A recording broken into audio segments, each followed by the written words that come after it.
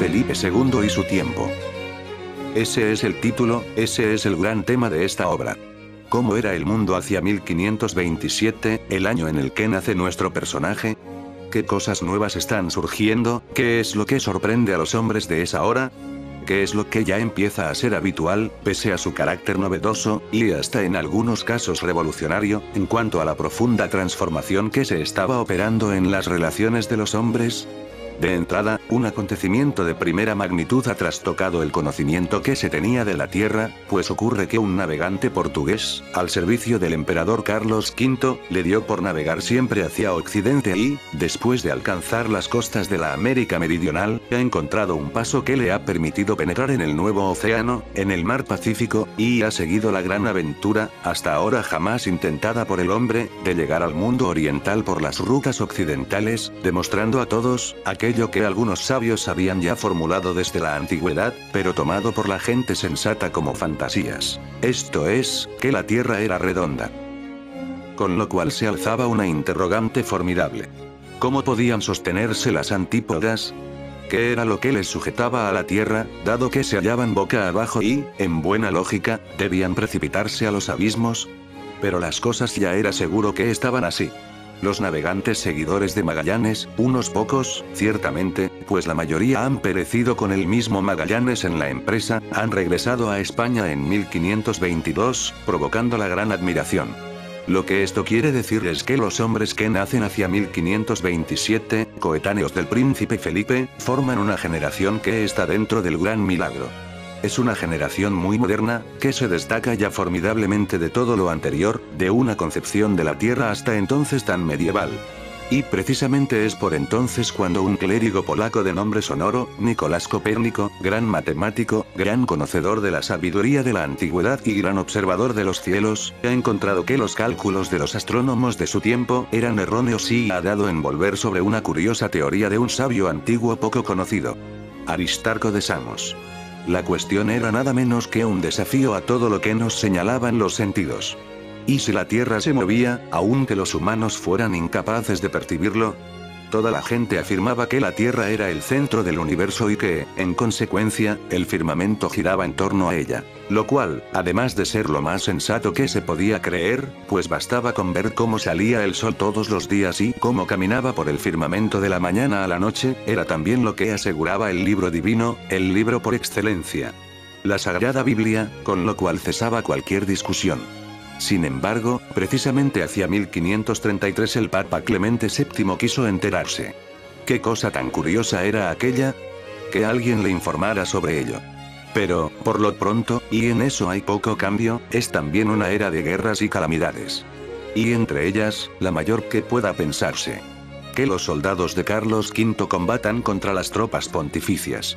Esto es, Clemente VII, el Papa, ateniéndose a su condición de jefe temporal de un estado italiano, se ha olvidado de que también es el pastor de la cristiandad y ha declarado la guerra al emperador. Gran confusión en toda la cristiandad, particularmente en España. Una situación bien aprovechada por el turco con sus ofensivas sobre la Europa central. En efecto, en el mismo año en el que se forma la Liga Clementina contra el emperador, en 1526, es también cuando Solimán el Magnífico vence en Moax al rey Luis II de Hungría y se apodera de casi todo el reino magiar.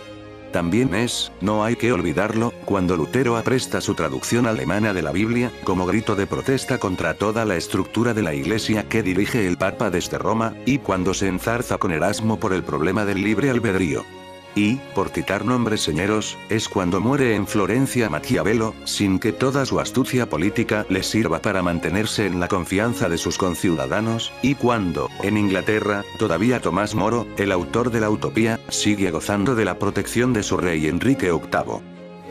¿Y en España? ¿Cómo es y cómo se presenta España?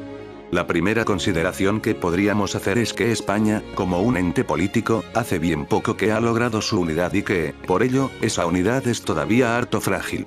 En efecto, solo hacía medio siglo que se habían unido las coronas de Castilla y Aragón. Poco más de 30 años que se había terminado la Reconquista, con la toma de Granada, y ese era también el tiempo que hacía de la definitiva incorporación de las Canarias, concluida por Alonso Fernández de Lugo con la conquista de Tenerife en 1496. Y todavía hacía menos tiempo, apenas nada, desde que Fernando el Católico incorporaba el reino de Navarra a la corona de Castilla, en las Cortes de 1515.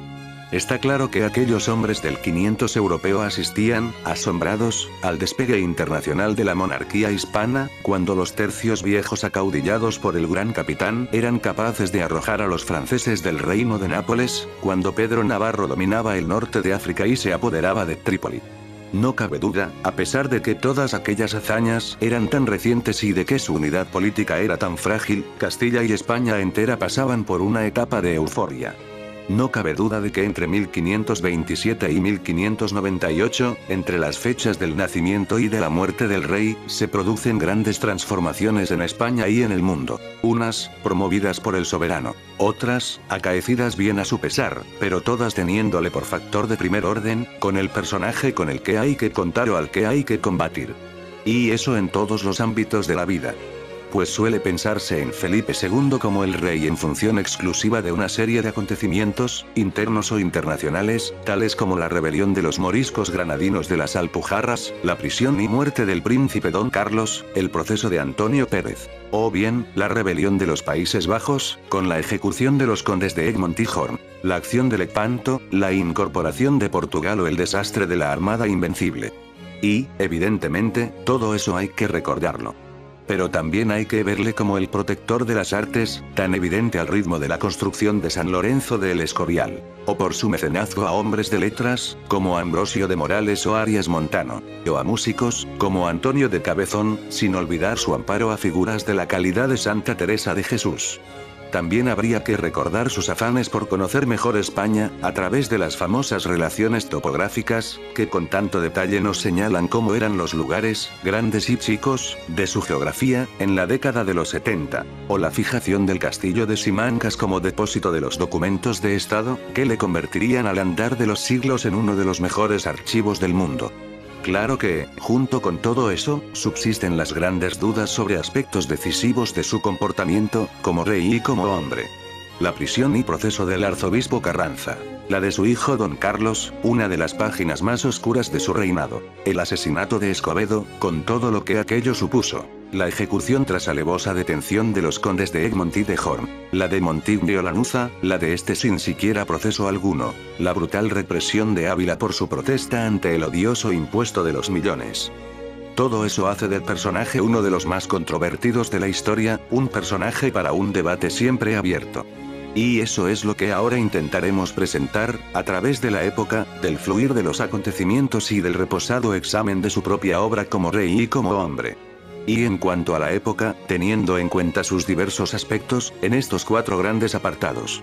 Lo político, lo socioeconómico, las corrientes ideológicas y la misma vida cotidiana. A su vez, cada uno de ellos pedirá algún desdoblamiento, a tratar en sus respectivos capítulos, pues si en lo político importa presentar enseguida el perfil de aquella monarquía, eso obligará después a la pormenorización de los diversos instrumentos de aquel Estado. De igual modo, lo socioeconómico pide una división. Por una parte, presentar el propio desarrollo económico y, por otra, la compleja estructura social, desde los grupos minoritarios de los poderosos, la alta nobleza, el alto clero, los príncipes de la milicia y los ministros principales de la monarquía, hasta los marginados.